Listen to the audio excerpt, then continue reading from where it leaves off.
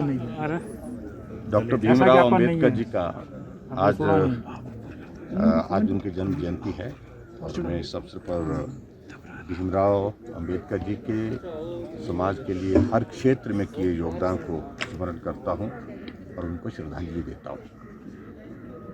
भारत आज़ाद होने के पश्चात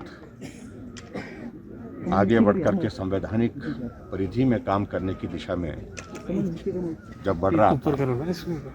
तो भारत के संविधान के निर्माण में कौन लोग अपना योगदान दे, कौन इस सारे काम को करे, महत्वपूर्ण काम, कठिन काम था, मुश्किल काम था।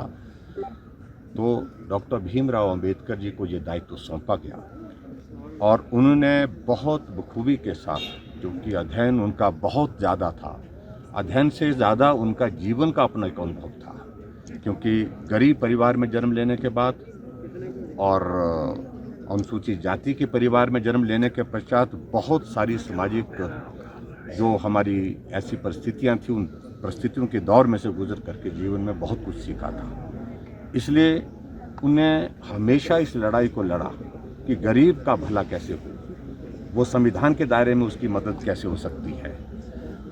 हमारे ऐसी जातियां जो पिछड़ी हुई हैं, जिनके लिए बहुत काम करने की ज़रूरत है, मदद करने की ज़रूरत है, उनको आगे बढ़ाने की ज़रूरत है, उस दृष्टि से उनके लिए हम संवैधानिक दृष्टि से क्या प्रावधान जोड़ सकते हैं जिसके माध्यम से वो आगे बढ़ कर के काम कर सकें। ऐसी परिस्थिति में भारत का संविधान का निर्माण हुआ और डॉक्टर भीमराव अंबेडकर जी को आज हम संविधान निर्माता के रूप में भी जानते हैं। आज भी हम इस बात से सहमत हैं, बहुत सारी चीज़ें अच्छी हुई,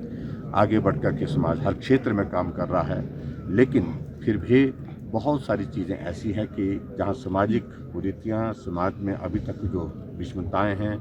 और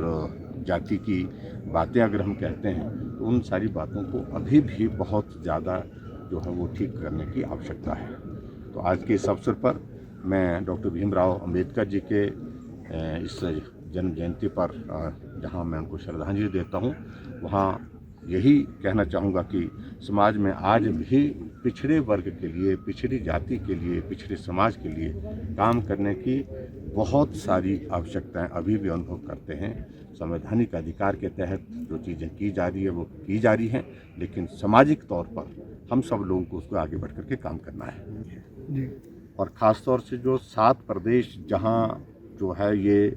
वायरल लोड काफ़ी हैवी है उन प्रदेशों के, लेकिन अब हम इस बात को भी देख रहे हैं कि वो 7 प्रदेश ही नहीं रह गए हैं, बहुत सारे अब पूरे देश भर में स्थिति लगभग एक जैसी बनती जा रही है, क्योंकि वायरस का स्प्रेड बहुत तेज़ी से हो रहा है, जो हम सब लोगों के लिए परेशानी का कारण है, चिंता का विषय है। ऐसे में कुछ चीज़ों को लेकर के हम बहुत जल्दी और भी कुछ निर्णय लेने वाले हैं, लेकिन फिलहाल हमने इतना ज़रूर किया है कि बंदिशें लगा करके ही समाधान होगा, ये भी संभव नहीं है। हमें प्रदेश की आर्थिकी को भी देखना है, गरीब आदमी की स्थितियों को भी देखना है। एक जो है हमारी हिमाचल प्रदेश की एक बहुत बड़ी जो हमारा जो टूरिज़्म सेक्टर है, उसके जो है वो उस पर उसका प्रभाव क्या होगा, उसमें क्योंकि हज़ारों ने लाखों लोगों को रोज़गार उसके माध्यम से उपलब्ध हुआ है, उस सारी चीज़ पर भी आकलन करना, बातों को लेकर के विचार करेंगे। स्कूल, कॉलेज, ये सारे निर्णय हमने किए हैं, लेकिन फिर भी अभी की स्थिति में जो बहुत ज़रूरी है, जो सबसे ज़्यादा ज़रूरी है कि समाज का सहयोग जिस प्रकार से पिछले साल हमको जब कोरोना शुरू हुआ था उस वक्त जिस प्रकार से मिल रहा था हर बात को लेकर के, अभी भी मैं समाज से, अपने देश की जनता से इसी बात के लिए आग्रह करूँगा कि बिल्कुल भी इस वायरस को हल्के में ना लें। ये वायरस बहुत तेज़ी से फैल रहा है और पिछले साल की तुलना में मृत्यु दर में भी काफ़ी बढ़ोतरी हुई है। ये चिंता का विषय है, इसको गंभीरता से लें। इसलिए सोशल डिस्टेंसिंग, सामाजिक दूरी के साथ साथ में ये मास्क पहनना और जो हमने जो गाइडलाइंस दी हैं उन सारी चीज़ों का पालन करें। चेक होगी इस बात देखिए, एक तो बाहर से जो लोग आएंगे उनके लिए होटलियर एसोसिएशन के साथ हमने जो SOP जो उनको दिया गया है उसके तहत ऑलरेडी प्रोविज़न है। जब वहाँ पर आएंगे तो उन सारी चीज़ों को देखेंगे, किसी को सिम्टम्स तो नहीं है, इमीडिएटली डॉक्टर से वो